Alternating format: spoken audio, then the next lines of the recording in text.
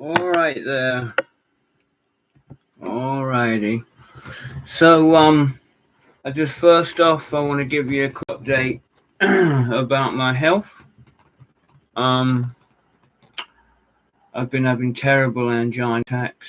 I had to cancel podcast appearance on the amazing Squat Squad Live, where I was going to actually tell a story about a paranormal experience. That would have been exciting. But yeah, I suffer from angina, and I suffer from it pretty terribly. And like the last live stream got deleted because like 20 minutes into it, I'm on the floor and I couldn't get up to stop the stream. So like it was on for an hour or so, and I'm not having like you just looking at me lying on the floor for an hour. So all the stuff I talked about then about 9 Below 0 and Jerry McAvoy, Brendan O'Neill, the Roy Gallagher rhythm section, my experience in the studio with Mark Fell, from all that shit, I'll talk about it again. There's plenty of time. So yeah, I have this around my neck. You might have seen this around my neck before.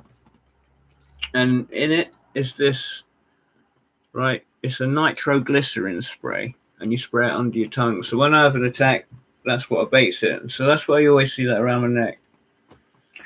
Anyway, 150 subscribers. Thanks so much. It means a lot. I'm doing a 150 subscriber special, maybe later today, if I'm up to it later today.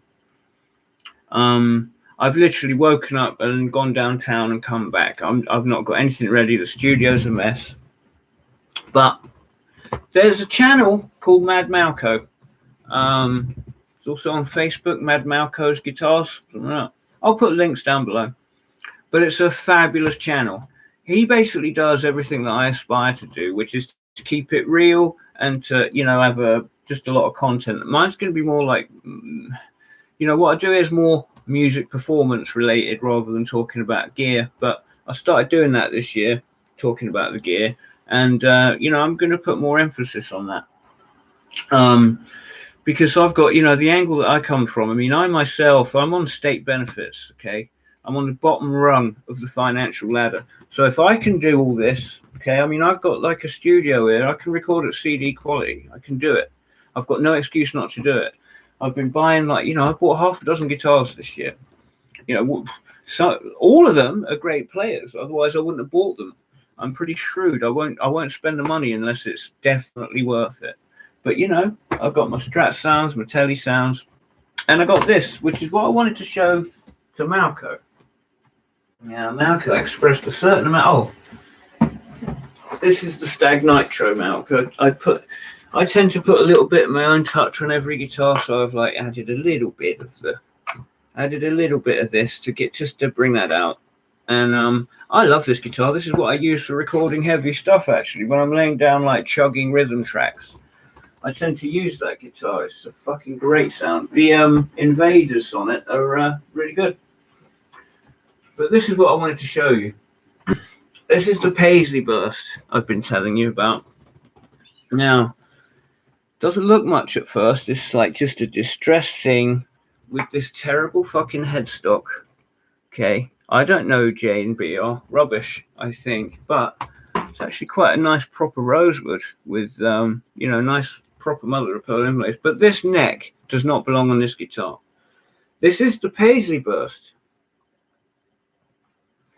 Now, as you can see, yeah, it's a proper finish. You're not going to harm that. I don't like that it's been distressed, but that's actually under lacquer. Yeah, that there. So it's been distressed, and then lacquered, and I don't like that. I like to. Oh, that's it. It's got a Strat sort of cutaway. This neck does not belong on this body. There's not two parts on this guitar that match. This pickup, okay, is a stacked single coil from a Strat. Somebody has cut a triangle out of sheet metal with a pair of tin snips. It's all rough, and they've fucking glued it all together. It's bodge as fuck, but you know what? It sounds fucking amazing. So it's got sort of a hardtail Strat sound, but like more, because of this whole thing of having the pickup directly bolted into the bridge. Yeah, it's like, and it's a string through.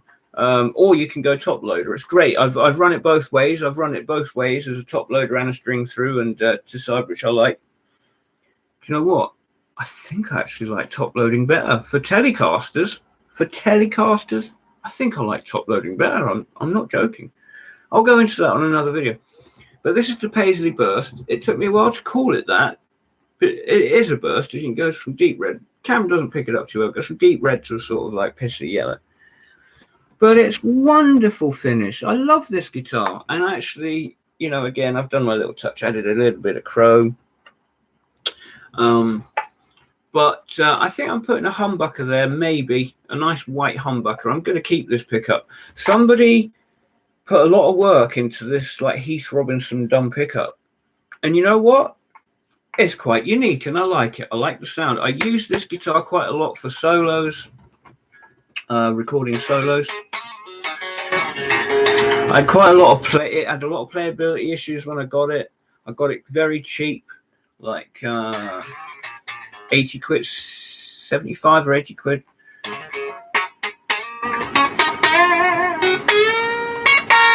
And there's nothing wrong with this neck. It's nowhere near as good as like the necks on the Axel. It's a much softer wood.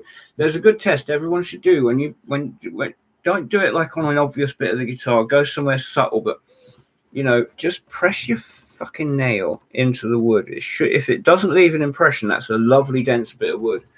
Likelihood is it will leave an impression. If it leaves too much of an impression, it's a soft piece of shit. But that's a very good test. Wood is everything when it comes to guitars. It's all in the wood. Now this body's fascinating. The neck, not so much so, but it works. It's a nice shape. The fretboard's actually nice. The fret fit, very nice. Not as up there with the Axel, but definitely up there with the Squire. Anyway, that's all. I'm going to be doing more later. I'll be doing the 150 sub special, and I'll see you then. Malk. These are my two babies, man. Well, they're not my babies. They're not my most valuable guitars, but these are my stage guitars. These are what I use on stage.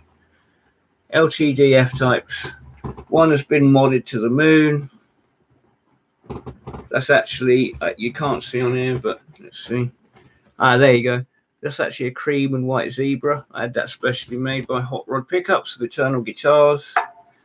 And this one I'm keeping stock so that it's always a reference point, and it's just cosmetics. But there you go. But yeah, check out Malk's channel, subscribe to his channel. He's a lovely Scottish fella.